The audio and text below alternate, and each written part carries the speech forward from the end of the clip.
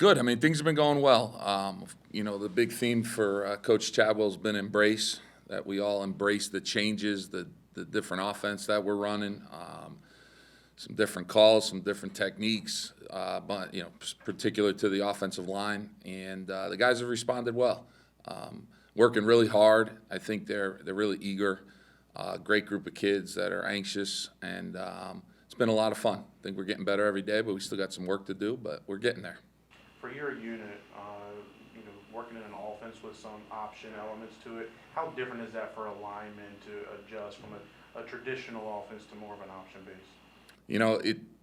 Everybody makes it out a little bit more than it really needs to be, and the reality is that when we run our option plays, they're really just a version of a zone play, which these guys have run up and down the field, so they know that. Now it's called a little different, and they've just got to.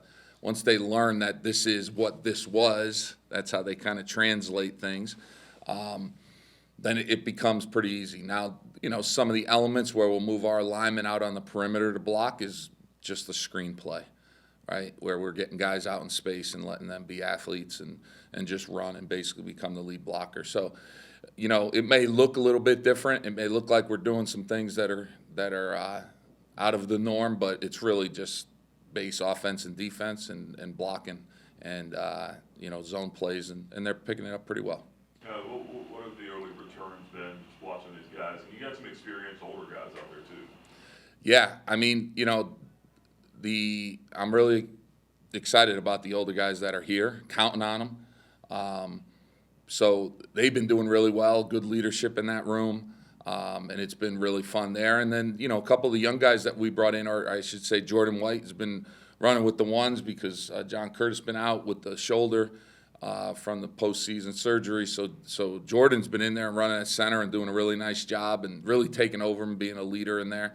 And then Aaron Fenimore, I'll tell you what now, the guy's a freshman, should be in high school. He's missing his prom so he could be here for spring practice, and he's doing a heck of a job. I mean, he's bought into what it is we're doing. He's tough and he's smart, and Taj Boyd, same thing. We're getting some good quality reps out of him, and they're getting these 15 practices, which are invaluable for them to be able to get those in and get a head start on everything. So I've been excited about that. We've got a couple guys a little banged up, so we're just trying to make our way through, but it's creating some opportunities for some of the other young guys to get some good work. You mentioned Jordan. Is he a guy that you envision at center, or I know he's a guy that can play multiple positions? Yeah, I mean, for me, if you're going to play guard, you got to play center. So we're going to, of course, put the best center on the field, but I don't want the second center in the game. I want the second best inside player in the game when something happens. So all of them will be trained to snap, and of course, you can't run a play without a center, so you got to have them all training to understand that and being able to execute it. So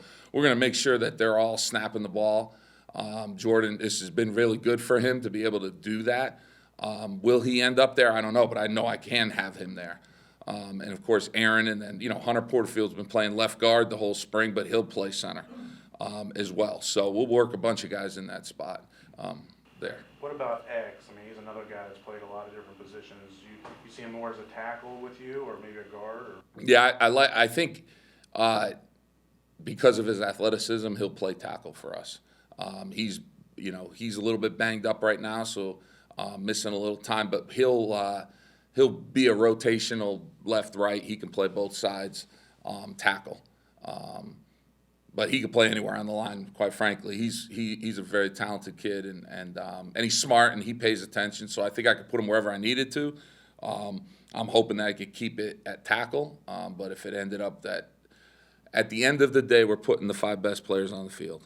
You know what I mean? And whatever those 5 are, and I got to find the best combination to get those guys out there. It's not just a center. It's got to be the 5 best players playing. You mentioned these practices being invaluable. Where have you seen this line progress at this point in the spring, and where do you want to see them improve a little bit more in these last few practices? Yeah, I think, I've got a little saying that we call paralysis by analysis. When they are doing something new and you're not quite sure how it's going to go, what should I do? Then you look slow, you look sluggish. So just talking to them about, listen, you're going to make mistakes. It's okay. We're going to fix them. That's our job. but I need you to go 100 miles an hour. I don't want to have to speed you up. I want to slow you down. So we're always working hard to make sure that they're attacking everything that they do. So there's all kinds of little nuances. And you know what? We thought we had it, and then something new happened to us. And that's what's great about, the defense is installing plays as we're installing plays. But as they install new defense, I've got to go back to the day one install of a base play that they haven't seen it against this look. So there's learning every day, which is really good. So, but just getting them to play fast on a consistent basis is what we're looking to get done. What about your relationship with Coach Chadwell? When did you first meet him, and what's it been like working for him?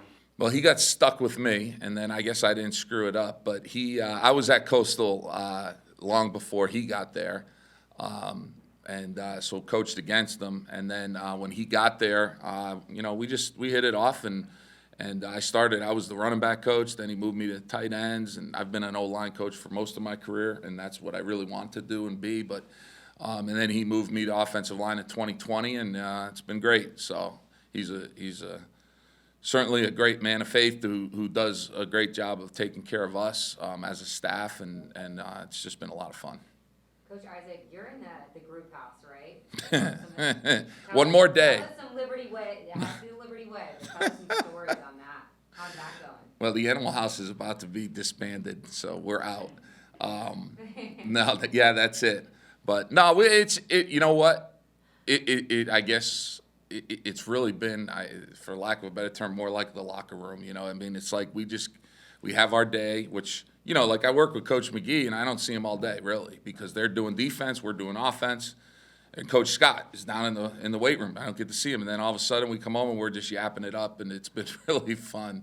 And those guys have been around each other at other stops before Coastal. I just got to know them at Coastal, and so it's been a lot of fun. I've learned some things myself, so it's been good. Has it been a tough adjustment to the mountains from the beach?